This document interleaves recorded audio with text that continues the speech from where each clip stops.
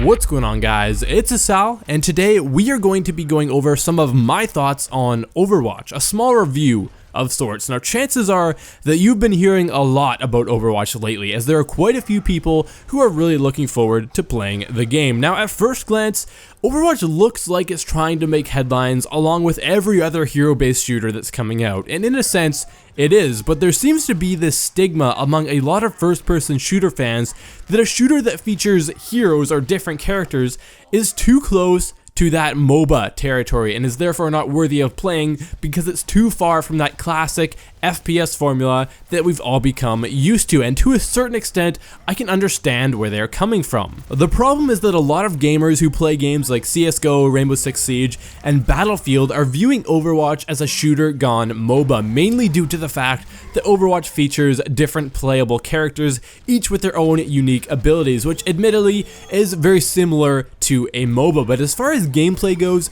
Overwatch is without a doubt a competitive team-based shooter. Now, while there are aspects of the game that are borrowed from the MOBA genre, Overwatch combines those with that classic FPS formula, and it delivers a truly exceptional multiplayer experience that has had me coming back for more ever since I started playing it. One of the biggest reasons that hero-based shooters are frowned upon is the fact that not everyone starts out on an even playing field. Most competitive shooters today have everyone start out on an equal footing, or at least close to it. Now, while Overwatch does depart from traditional shooters in this regard, rest assured, it does so with excellence. The key to making this system work is, of course, balance. Now, I've been playing Blizzard games for a good 5 years, and one of the things that has always been apparent is that they strive for balance above all else. Now, of course, it's inevitable that in a game with different characters, all with different weapons and abilities, that some imbalance will eventually occur, but Blizzard has shown that they're not afraid to shake things up. For example,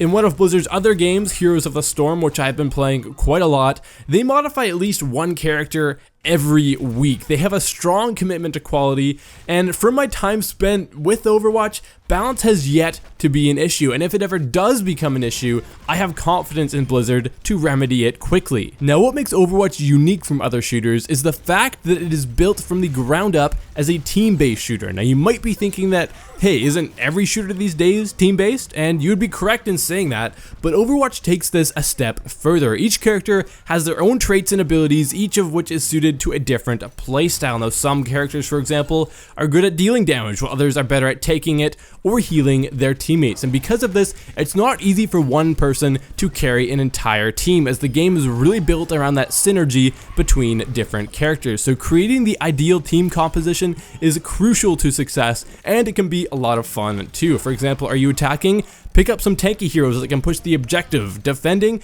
Grab some defensive heroes that are better at locking down a position. It can really be a lot of fun and adds a lot of depth to the gameplay. It's worthwhile to note that you can switch characters after every death, and there's no limit to the number of each character that you can have on your team, adding even more depth to building your team composition. Now, this emphasis on team play is something that we haven't seen in a lot of shooters, but the added dynamic of building your team composition to counter the enemy team makes for a much deeper experience than we're used to compared to a lot of other shooters. My favorite part about Overwatch has to be the gameplay itself. Now, the weapons are diverse and intuitive, yet at the same time, a lot of them, at least some of them, not all of them, have a very high skill ceiling, which I think a lot of players will really enjoy, as that's one of the main draws in first-person shooters. Now, Blizzard is known for having some of the most polished games out there, and Overwatch is no exception. Everything from movement to abilities just work seamlessly, and it really lets you focus on the game as a whole rather than worrying about how or what your abilities are supposed to be doing. And plus,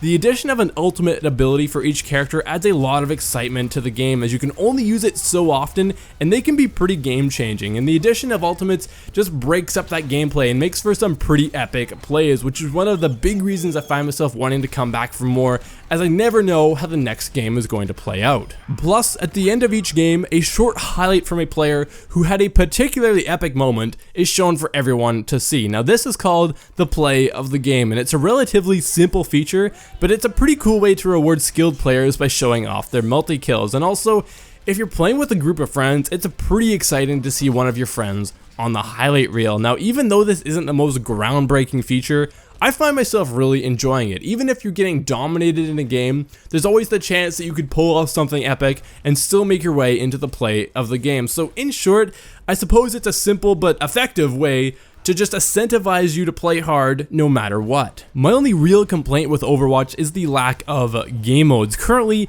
there are only 3, all of which play quite well, even if they are rather uninspired, but it would be nice to see some more. Now, the game isn't set to be released for another month, so I'm sure more game modes will be added soon. Now, I haven't found myself getting bored because of the lack of game modes, as the gameplay does seem to make up for it, at least for the time being. Now, it's worth noting that all future maps and DLC associated with the game will be included for free, so that's another plus, as we don't have to worry about a divided player base. While Overwatch is a different game than we're used to, it delivers a multiplayer experience that I think a lot of you guys will really end up enjoying. And if you're interested in trying Overwatch without purchasing the game, you can do so for free if you have a PC or one of the next gen, or I guess current gen consoles, from May 5th to 9th in the game's open beta. Now, I know a lot of you guys who are subscribed to my channel are used to seeing mostly Battlefield content, but I've been trying to grow the channel beyond Battlefield lately, and I'd love to hear how you've been finding the past few Overwatch videos, because as much as I want to do what interests me, I also want to make sure that you guys are entertained by the content I'm producing. If you've liked the video, be sure to leave a rating. I would appreciate that so very much. And if you want to stay up to date with everything Overwatch, be sure to subscribe to my channel. Now everyone, this has been Sal, and I will see you guys next time.